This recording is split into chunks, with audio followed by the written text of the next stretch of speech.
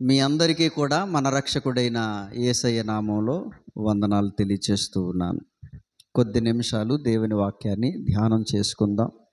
శ్రద్ధ కలిగి దేవుని మాటలు ఆలకించాలని మనవి చేస్తూ ఉన్నాను. మనం చదువుకున్నటువంటి వాక్య భాగము సమూయేలు 2వ గ్రంథము 7వ అధ్యాయము 18 మరియు 19 వచనాలు మనం చదువుకున్నాం. ఈ వచన భాగాలలో ఇశ్రాయేలీయులను 40 సంవత్సరాలు ఏకఛత్రాధిపత్యంగా పరిపాలించినటువంటి రాజైన దావీదు రాజు దేవుని సన్నిధిలో చేసినటువంటి ఒక మనవి ఇక్కడ మనకి కనబడతా ఉంది. ఈ వచన భాగాల్లో తను చేసినటువంటి ఒక మనవి ఎంత అద్భుతంగా ఉందో ఆలోచన చేస్తే, ఏమని మనవి చేశాడంటే, యెహోవా సన్నిధిని కూర్చుండి ఇలా మనవి చేశాడంట. ఏమని? నా ప్రభువా, నన్ను హెచ్చించుటకు నేనెంతటి వాడను. హల్లెలూయా.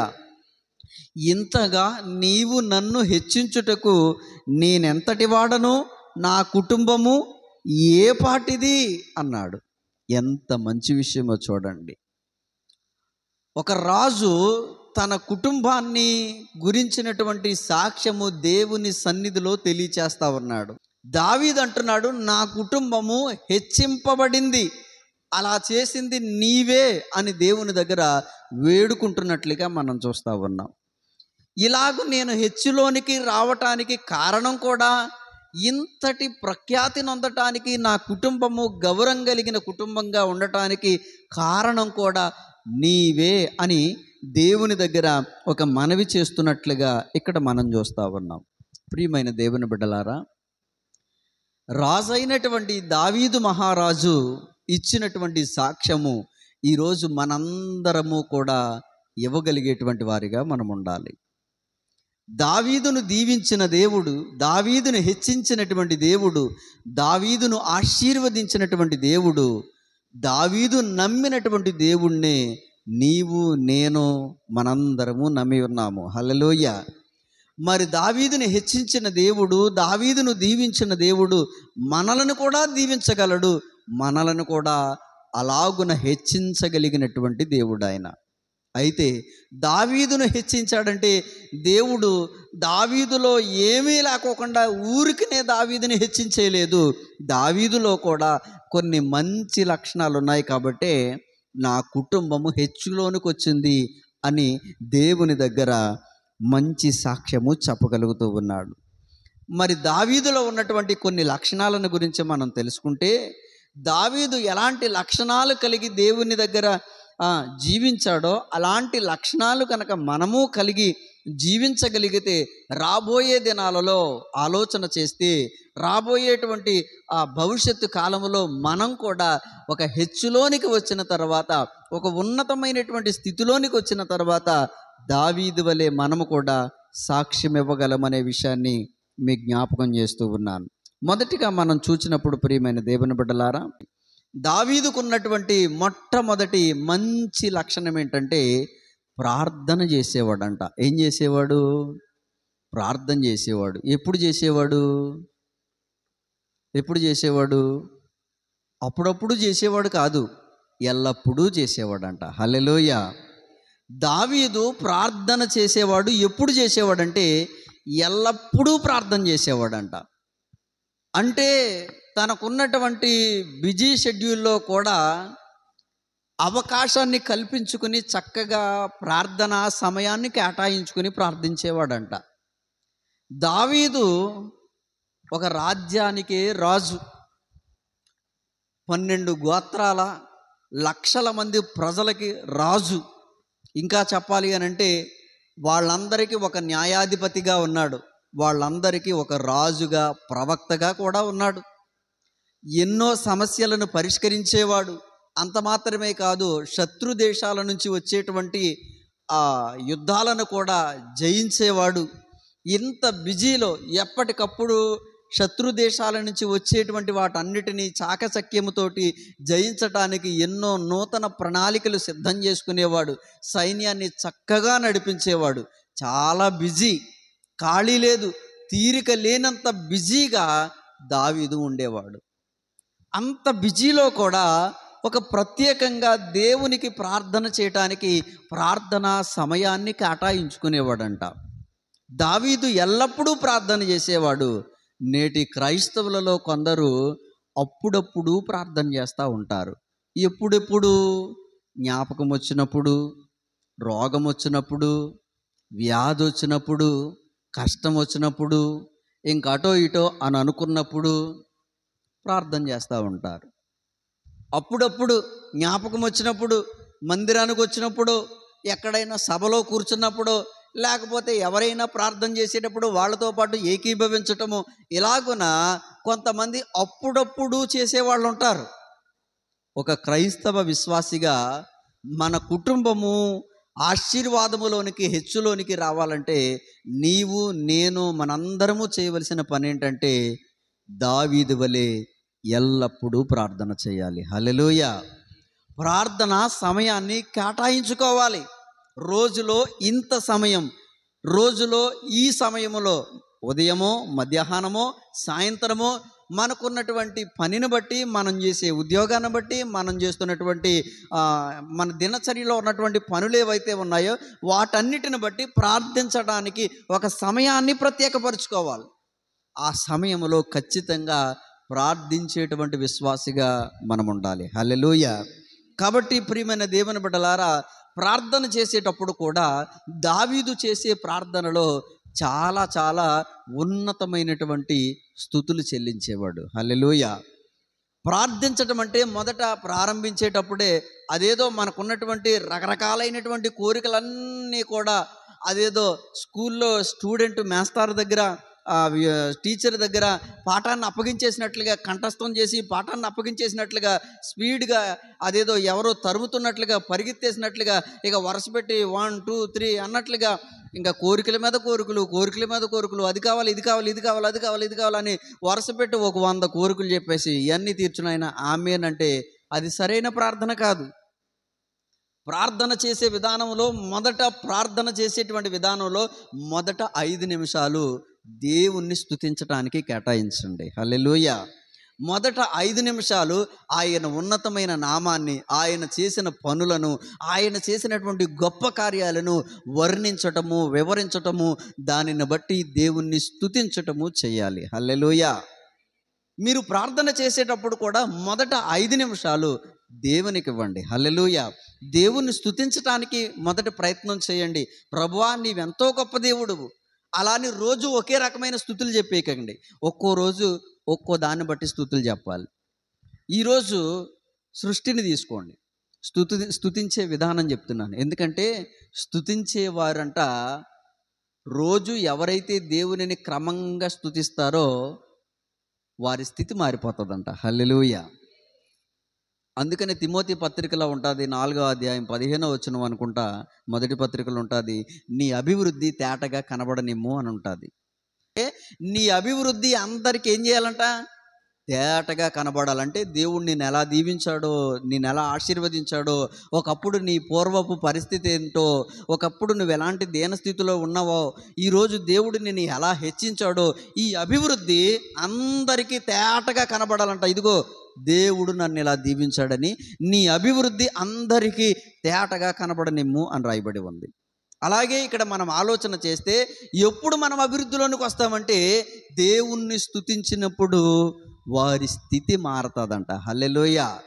ఈరోజు స్తుతించేటప్పుడు ఆలోచన చేయండి. స్తుతి విధానాలు తెలియకపోతే నేర్చుకునేటువంటి ప్రయత్నం చేయండి. ఈరోజు ప్రార్థనలో స్తుతిని ఎలా ప్రారంభిస్తారు? మొదటిగా ఈరోజు సృష్టిని తీసుకోండి. ప్రభువా, నీవు ఆకాశాన్ని విశాలపరిచావు, పెద్ద జ్యోతులను పెట్టావు, అందుని బట్టి మీకు స్తోత్రాలు.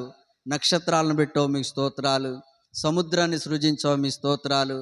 ఆ సముద్రం మా మీదకి రాకుండా ఇసుకని సరిహద్దుగా వేసావు, మీకు స్తోత్రాలు. ఆ సముద్రాన్ని 2 పాయలు చేసేసావు, మీకు స్తోత్రాలు. ఆ సముద్రం మీద నువ్వు నడిచొచ్చేసావు ప్రభువా, మీ స్తోత్రాలు. ఇలాగన సృష్టిని తీసుకోండి. సృష్టిలో దేవుడు చేసిన ప్రతి కార్యాన్ని బట్టి దేవుని స్తుతించాలి. భూమిని సృజించావు, ఈ భూమి మీద ఎన్నో రకాలైనటువంటి జీవుల్ని కలగజేశావు అని ఒకరోజు సృష్టి అంతటిని జ్ఞాపకం చేసుకుంటూ ఆ సృష్టిలో ఉన్నటువంటి విధానాలన్నిటినీ ఒకదాని తర్వాత ఒకటి వర్ణించుకుంటూ దేవుని స్తుతించండి. రెండో రోజు ఓ మనిషి నిర్మాణాన్ని తీసుకోండి. ప్రభువా, ఈ మనిషి నిర్మాణం ఎంత గొప్పది నాయనా, ఇందులో ఉన్న గుండె ఎంత విలువైనది, ఇందులో ఉన్నటువంటి ప్రతి అవయవము ఎంతో ప్రత్యేకమైనది, దీని వ్యవస్థ ఇంతవరకు ఈ మానవ శాస్త్రంలోనే ఇంకా కనుగొనలేనటువంటిది, వైద్య శాస్త్రంలో ఇంకా ఎన్నో ఉన్నాయి. వీటిని ఎంత అద్భుతంగా నీవు నిర్మించావు నాయనా. ఈ చర్మాన్ని పొదిగావు నాయనా, లోపల కండరాలు కలగజేసావు, అవయవాలు కలగజేసావు, రక్తాన్ని ఏర్పాటు చేసావు. రక్తాన్ని తయారు చేయగలిగిన శాస్త్రవేత్తలు లేరు, చర్మాన్ని తయారు చేయగలిగిన శాస్త్రవేత్తలు లేరు, ఎముకలు తయారు చేయగలిగిన శాస్త్రవేత్తలు లేరు. ఉన్నారమ్మా? ఉన్నారా? ఎముకలు తయారు చేసేవాళ్ళు ఎవరైనా ఉన్నారా? ఒరిజినల్ ఎముక తయారు చేసేవాళ్ళు లేరు. కాబట్టి ఇరిగిపోయిన వాటికి రాడ్లో లేదా స్క్రూలో వేసుకుని అలా ముందుకెళ్తున్నాం తప్ప తయారు చేయగలిగే మనిషి లేడు. ఇంతటి నిర్మాణం నువ్వు చేసావు నాయన అని ఏం చేయాలంటే, ఓ రోజు మానవ నిర్మాణాన్ని బట్టి దేవుని స్తుతించండి. ఓ రోజు దేవుని ప్రణాళికలు మానవుల పట్ల ఎలా ఉన్నాయో దాన్ని బట్టి దేవుని స్తుతించండి. ఆయన ఇచ్చిన రక్షణను బట్టి దేవుని స్తుతించండి. ఆయన చేసిన శిలువ త్యాగాన్ని బట్టి దేవుని స్తుతించండి. ఇలాగున నీవు నీ జీవితంలో జరిగిన కార్యాలను బట్టి ఒక్కో రోజు ఒక్కోటి ఏర్పాటు చేసుకుని మొదట 5 నిమిషాలు దేవుణ్ణి స్తుతించటానికి ప్రయత్నం చేయాలి. అది స్తుతించే విధానం. అలా ఎవరు స్తుతిస్తారో వాళ్ళ స్థితి మారిపోతుంది. హల్లెలూయా. ఎందుకంటే దావీదుకు ఉన్నటువంటి ఒక మంచి అలవాటు ఏంటంటే ప్రార్థనలో మొదట స్తుతించేవాడంట. అందుకనే తన పూర్వపు స్థితిని జ్ఞాపకం చేసుకొనొచ్చు ఏమంటున్నాడో తెలుసా?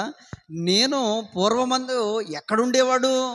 దావీదు పూర్వపు స్థితి గొర్రెలు కాసుకునేవాడంట, ఎన్నిక లేడంట. ఆలోచన చేయండి. అన్నదమ్ములే కానీ సొంత తండ్రే దేవుడు దావీదుని ఎన్నుకుంటున్నాడనంటే నమ్మలేకపోయాడు. సొంత తండ్రే.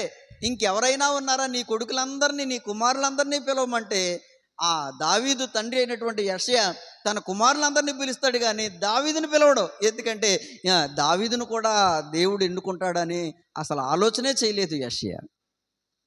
ఆలోచన చేయండి. మరి దేవుడు ఎన్నుకున్నాడంటే ఒకరోజు ఆలోచన చేయండి. పోనీ అక్కడ ఏమన్నా గొర్రెలు కాసే సమయంలో ఏమైనా మంచి వెసులుబాట్లు ఉన్నాయంటే లేవు.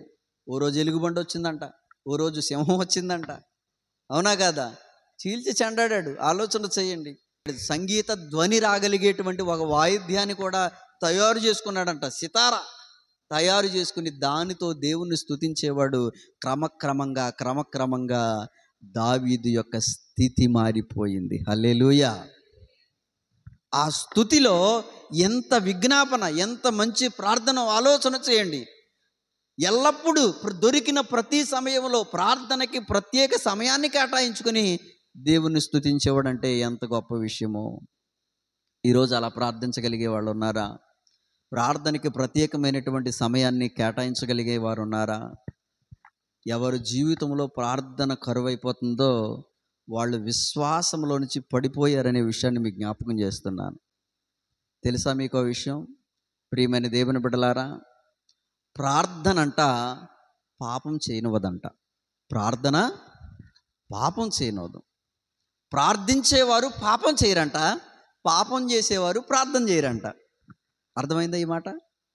ఎవరైతే రోజు ప్రార్థన చేయరో వాళ్ళు ఏదో ఒక లోపం ఉంది, ఏదో ఒక తప్పో పాపం చేస్తున్నారు అని అర్థం చేసుకోండి. ఎందుకంటే పాపం చేసేవారు ప్రార్థన చేయరు, ప్రార్థన చేసేవారు పాపం చేయరు. కాబట్టి ప్రియమైన దేవుని బిడ్డలారా, దేవుని కాపుదల కొరకు, దేవుని భద్రత కొరకు, దేవుని క్షేమం కొరకు, దేవుడిచ్చేటువంటి ఆ మంచి ఉన్నతమైనటువంటి స్థితి కొరకు ఎల్లప్పుడూ వ్యక్తిగతంగా దేవునితో నీకు ఒక మంచి సహవాసం ఉండాలి. హల్లెలూయా. ఇది దావీదులో ఉన్నటువంటి మంచి లక్షణం. దావీదులో ఉన్నటువంటి మరో విషయాన్ని మీకు జ్ఞాపకం చేస్తూ ఉన్నాను, చూడండి. అతడు వారితో మాట్లాడుచుండగా గాతు ఫిలిస్తీయుడైన గొల్యాతు అను శూరుడు ఫిలిస్తీన్ల సైన్యములో నుండి వచ్చి పై చెప్పిన మాటల చొప్పున పలుకగా దావీదు వినెను. ఇశ్రాయేలీలందరూ ఆ మనుష్యుణ్ణి చూచి మిక్కిలి భయపడి వాని ఎదుట నుండి పారిపోగా. ఈ మాట గుర్తుపెట్టుకోండి. ఇశ్రాయేలీలు ఎవరిని చూచారు? ఆ మనుష్యుడు అంటే ఎవరో? గొల్లియాతును చూచి భయపడ్డారు, వాడి దగ్గర నుంచి పారిపోయారు. ఈ విషయం మీకు చాలా సందర్భాల్లో మీరు విన్నారు, మీకు తెలుసు. ఏంటంటే ఇక్కడ గొల్లియాతును గూర్చినటువంటి సందర్భం, ఫిలిస్తీయులు అందరిలో నుండి ఒకే ఒక్కడు వచ్చాడంట. అతడు చాలా ఎత్తు కలిగినటువంటి వాడు, చాలా బలం కలిగినటువంటి వాడు, చాలా శరీర సౌష్ఠం కలిగినటువంటి వాడు. ఇంతటి బలం కలిగినటువంటి ఈ వ్యక్తి వచ్చి ఏం చెప్తున్నాడో తెలుసా? యుద్ధం చేయటానికి మీరందరూ రావక్కర్లా, యుద్ధం చేయటానికి మేమందరము రావక్కర్లా, మాలో నుండి నేను ఒక్కడే వస్తా, మీలో నుంచి ఎవరొస్తారో రండి. నన్ను జయించి చంపితే, నన్ను ఓడిస్తే ఇక మేమందరము కూడా ఓడిపోయామని ఒప్పేసుకుంటాం. కాబట్టి ఎవడొస్తాడో రండని అక్కడ గొల్లియాతు వచ్చి కేకలు పెడతా ఉన్నాడంట. అయితే ఈ ఇశ్రాయేలీయుల్లో ఉన్నటువంటి ఈ సైన్యం అంతా కూడా ఎవరిని చూశారు? గొల్లియాతును చూచి భయపడి వాని ఎదుట నుండి పారిపోయారు. ఇక్కడ ఆలోచన చేయండి. దావీదు హెచ్చించబడటానికి, దీవించబడటానికి కారణమేంటో తెలుసా? ఒక విపత్కరమైనటువంటి పరిస్థితిలో, రాజ్యము ఓడిపోతున్నటువంటి సందర్భంలో, మొత్తం ఇశ్రాయేలీల సైన్యమే భయపడిపోతున్నటువంటి సందర్భంలో ఇశ్రాయేలు ప్రజలందరూ ఓ సూర్యుడు అని చెప్పుకుంటున్నటువంటి గొల్లియాతు వైపు చూస్తూ ఉన్నారు. దావీదు ఒక్కడే దేవుని వైపు చూస్తూ ఉన్నాడు. హల్లెలూయా. దావీదులో ఉన్న ఇంకో మంచి లక్షణం ఏంటో తెలుసా? తన కుటుంబము హెచ్చులోనికి రావడానికి ఇంకో కారణం ఏంటో తెలుసా? దేవుని వైపు చూచేవాడంట. హల్లెలూయా. ప్రియమైన దేవుని బిడ్డలారా, దేవుని వైపు చూచాడంట. మనం దేని వైపు చూస్తా ఉన్నా? మనకి కష్టం వస్తే, ఇబ్బందులు వస్తే, ఇరుకులు వస్తే, శోధనలు వస్తే, ఏమైనా ఇబ్బందికరమైనటువంటి పరిస్థితులు వస్తే లోకం వైపు చూస్తూ ఉంటాం మనం. ఆలోచన చేయండి. ఇంట్లో ఏదైనా జరగరాని పరిస్థితి ఏదైనా జరిగితే మూఢనమ్మకాల మీద ఆధారపడిపోయి ఇంట్లో ఏదైనా దోషం ఉందేమోనని ఎవరినైనా తీసుకొచ్చి ఇల్లు చూపిస్తూ ఉంటారు. అసలైన సిసలైన దోషమేమో వీడి మనసులో, వీడి హృదయంలో పెట్టుకుంటాడో. ఈ హృదయంలో ఉన్నటువంటి ఈ పాపాన్ని బట్టి శ్రమను అనుభవిస్తున్నాడు. వాడు చేసిన దోషం, వాడు చేసినటువంటి అతిక్రమ క్రియలే వాడి మీదకి ఈరోజు శ్రమను తీసుకొచ్చాయని ఆలోచన చేయటం మానేసి ఇంట్లో దోషం ఉందేమోనని ఇల్లు చూపిస్తూ ఉంటాడు. ఈ గోడ మార్చినంత మాత్రాన నీ హృదయంలో ఉన్న పాపం పోదో. మొదట హృదయాన్ని శుద్ధి చేసుకుని, హృదయాన్ని బాగు చేసుకుంటే ఆశీర్వాదంలోనికి వస్తావు. అంతేకాని కష్టం వచ్చిందని, ఇబ్బంది వచ్చిందని లోకం వైపు చూచి కొంతమంది రకరకాలైనటువంటి వాటిని కదా ఆశ్రయించేటువంటి వాళ్ళు చూస్తూ ఉన్నారు. లోకంలో ఎంతోమందిని మనం చూస్తూ ఉన్నాం. ప్రియమైన దేవుని బిడ్డలారా, దేవుని వైపు చూడాలంట. అందుకని పరిశుద్ధ వాక్యం తెలియజేస్తూ ఉంది కదా, విశ్వాసపు పరుగు పందెములోనంట మనం పరిగెత్తేటప్పుడు విశ్వాసానికి కర్త అయినటువంటి యేసు వైపు చూస్తూ. ఎవరి వైపు చూడాలి? యేసు వైపు చూడాలి మనం. ఆలోచన చేయండి. ప్రియమైన దేవుని బిడ్డలారా, ఈ ప్రాంతము నుంచి మీరు వెడలిపోండి, ఈ ప్రాంతాన్ని దేవుడు అగ్నిగంధకములతో కాల్చివేయబోతున్నాడని లోతు భార్యకి, తన కుమార్తెలకి, తన కుటుంబానికి చెబితే మీరు వెనక్కు చూడొద్దు అని అంటే, లోతు భార్య వెనక్కు చూచిందంట. తను సంపాదించిన ఆస్తి వైపు చూసిందంట. తనకున్నటువంటి ఆస్తి వైపు, సంపాదన వైపు, అక్కడ ఉన్నటువంటి దానికోసం చూస్తూ ఉంది. ఉప్పు స్తంభం అయిపోయింది. ఆలోచన చేయండి ప్రియమైనటువంటి దేవుని బిడ్డలారా, మనం దేవుని వైపు చూడాలి. విశ్వాసానికే కర్త అయినటువంటి యేసయ్య వైపు చూస్తూ, ప్రభువా, ఏ కష్టం వచ్చినా, ఇబ్బంది వచ్చినా నన్ను దీనిలో నుంచి దాటివేయటానికి సహాయం చేయను ఆయన అని ప్రభు యొక్క సహాయాన్ని తీసుకుని మనం ముందుకు వెళ్ళిపోవాలి తప్ప లోకం వైపు చూడొద్దు. ప్రియమైన దేవుని బిడ్డలారా, ఒకరోజు యేసు ప్రభు వారు సముద్రం మీద టీవీగా నడుచుకుంటూ వస్తున్నారంట. ఆయన ఎంత గొప్ప విషయమో చూడండి. ఇప్పటి వరకు ఆ రికార్డును బ్రేక్ చేసినటువంటి వాళ్ళు ఎవ్వరూ లేరు, ఇక రారు కూడా. నీటి మీద నడవటం అంటే, అబ్బా, నేల మీద నడిచినట్టుగా యేసయ్య నీటి మీద నడిచొస్తూ ఉంటే, ధోనిలో నావలో ఉన్నటువంటి కదా పేతురు గారు కూడా అంటూ ఉంటారు, యేసయ్యా నేను కూడా నడవనంటే, రా పేతురు అని, సీమోను రా అని పిలిచినప్పుడు 2 అడుగులు బాగానే వేశాడంట. యేసయ్య వైపు చూచినప్పుడు పేతురు కూడా నీటి మీద నడిచాడు, నేల మీద నడిచినట్టు. కానీ చూపు మళ్ళిందంట. ఎటువైపు చూశాడు? గాలిని చూశాడు.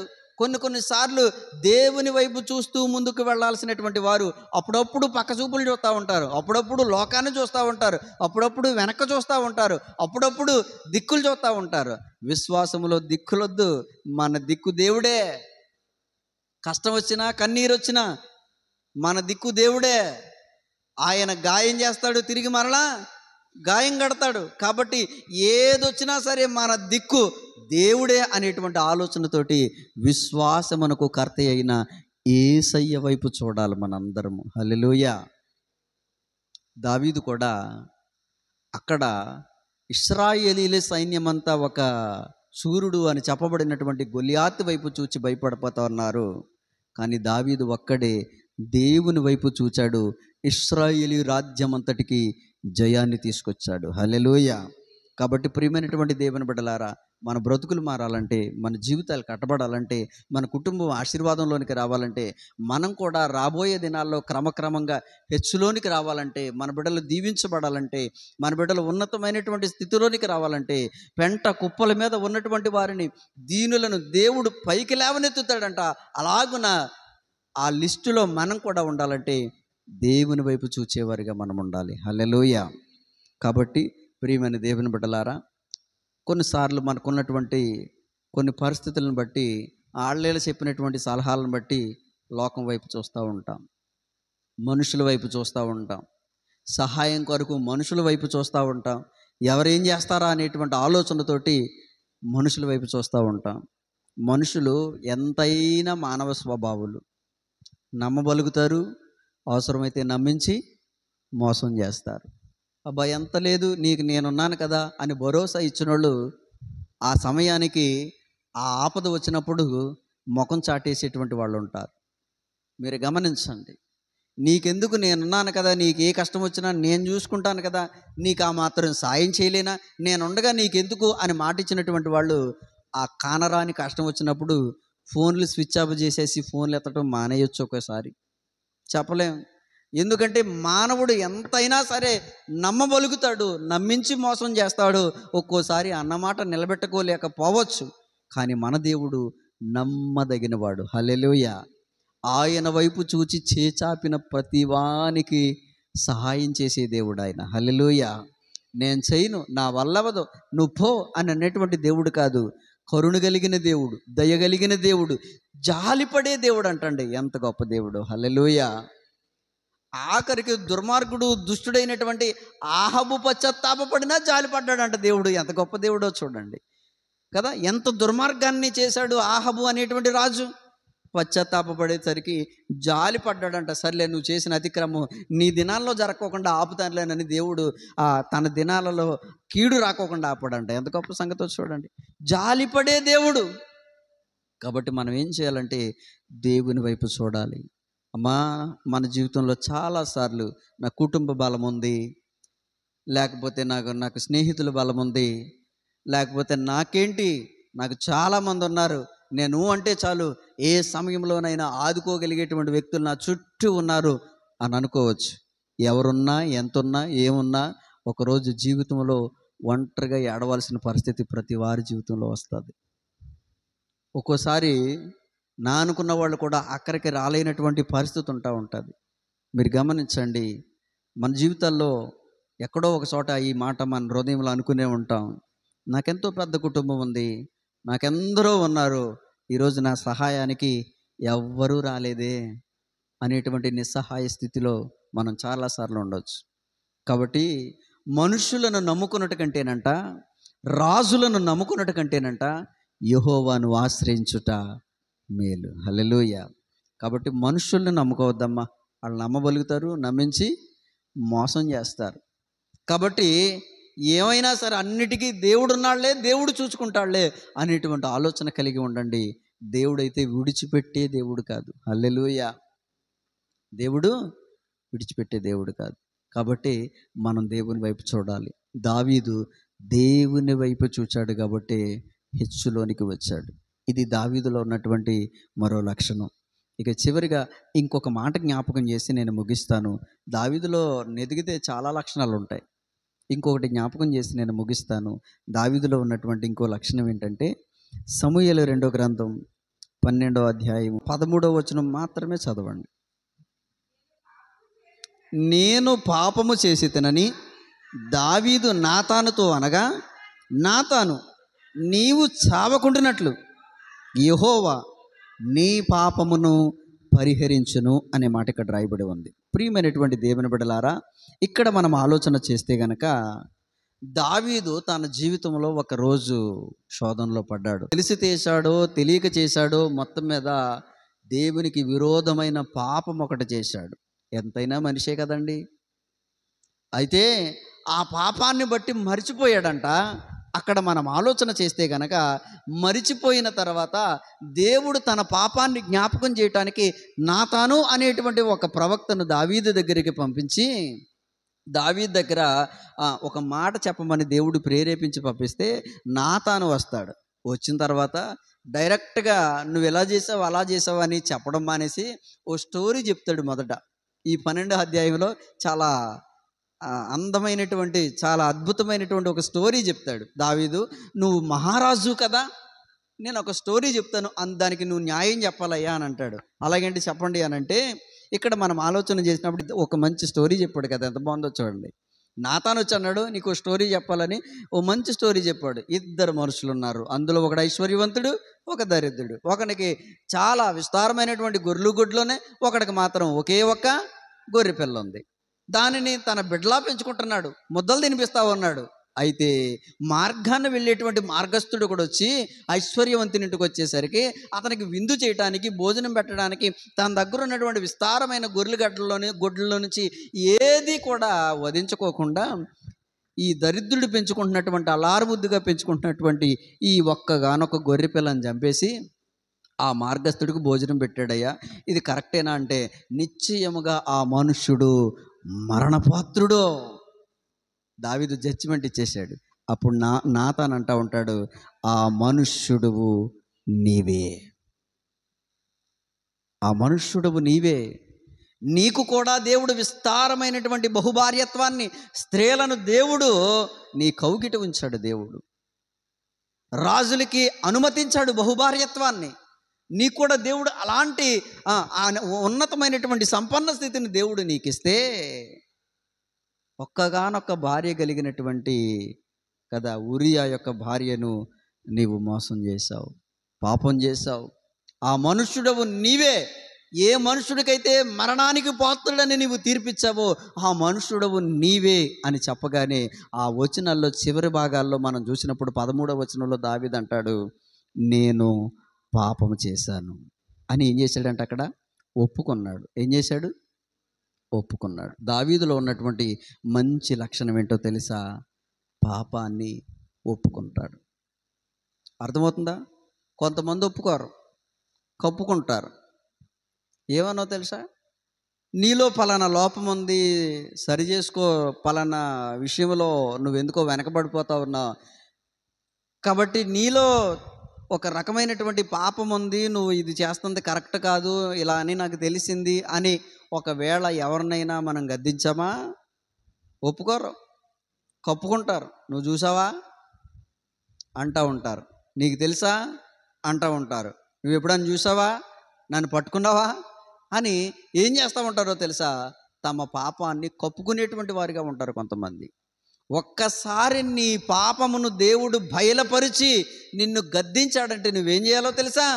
వెంటనే ఒప్పుకుని పశ్చాత్తాపపడి, తప్పేనని దేవుని దగ్గర పశ్చాత్తాపపడి ఒప్పుకుని విడిచిపెడితే, ఇంకెన్నటికీ దాని జోలికి వెళ్ళకపోతే దేవుడు నీ పాపముల చిట్టాల నుంచి దాన్ని పూర్తిగా రద్దు చేసేస్తాడు. పాపాన్ని కప్పుకోకూడదు. కొంతమంది కప్పుకుంటా ఉంటారు, ఎవ్వరికీ తెలియదని, ఎవ్వరూ చూడట్లేదని. రకరకాలైనటువంటి రహస్యంగా జరిగించేటువంటి పాపములు చాలా ఉంటాయి. ఆలోచన చేయండి, ఎంత భయంకరమైన పరిస్థితుల్లో ఉన్నారో చూడండి. ఈరోజు ఒక భర్త స్వేచ్ఛగా ఏ విధమైన లాక్ లేకుండా ఒకవేళ ఫోన్కి లాక్ పెట్టుకున్న ఆ లాక్కి తన భార్యకి తెలిసే విధంగా స్వచ్ఛందంగా ఫోన్ ఇవ్వలేకపోతున్నాడండి భార్యకి. అవునా కాదా? ఆ స్త్రీలు కూడా కొన్ని చోట్ల అలాగ ఉంటా ఉన్నారు. కొంతమంది స్వచ్ఛందంగా తన ఫోన్ని భర్తకి కానీ లేదా భార్యకి తన ఫోను స్వచ్ఛందంగా ఇవ్వలేకపోతున్నారు. ఎందుకో తెలుసా? బోల్డ్ అని సీక్రెట్లు అందులో, సొంత భార్యకి తెలియకూడదు, సొంత భర్తకు తెలియకూడదు. మళ్ళీ దానికి రకరకాలైనటువంటి లాక్ పెడతారు. అర్థమవుతా ఉందా? కొంతమంది పాపములు కప్పుకుంటా ఉంటారు. నేను అంటూ ఉన్నాను, నీ పాపమును నువ్వు కప్పుకుంటే దేవుడు ఏదో ఒక రోజు దాన్ని బట్టబయలు చేస్తాడు. నువ్వు ఒప్పుకుని విడిచిపెడితే నువ్వు ధన్యుడవు.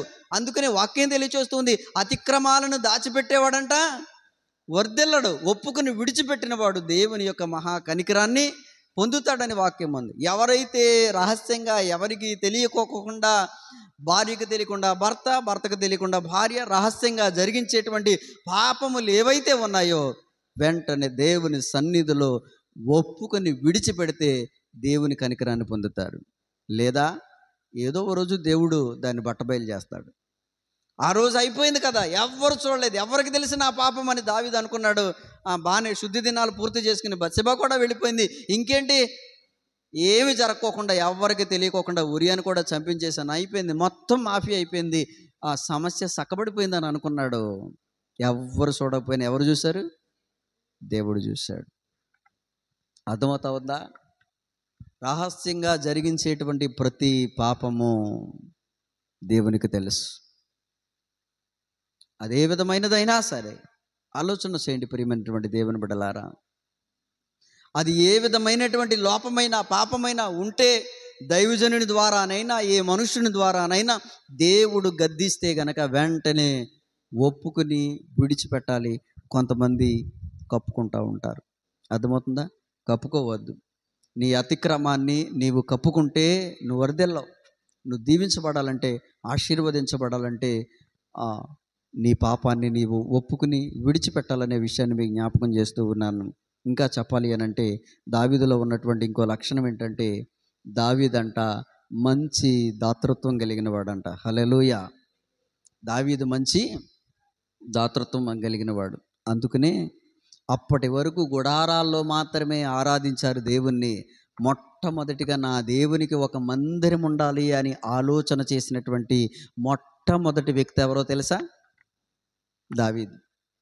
బైబిల్ గ్రంథములోనే దేవునికి మందిరం ఉండాలి, దేవునికి మందిరం కట్టాలి, దేవుడు నివసించేటువంటి ఒక నివాసం ఉండాలి అని మొట్టమొదటి ఆలోచన కలిగి ఉన్నటువంటి వాడు దావీదు.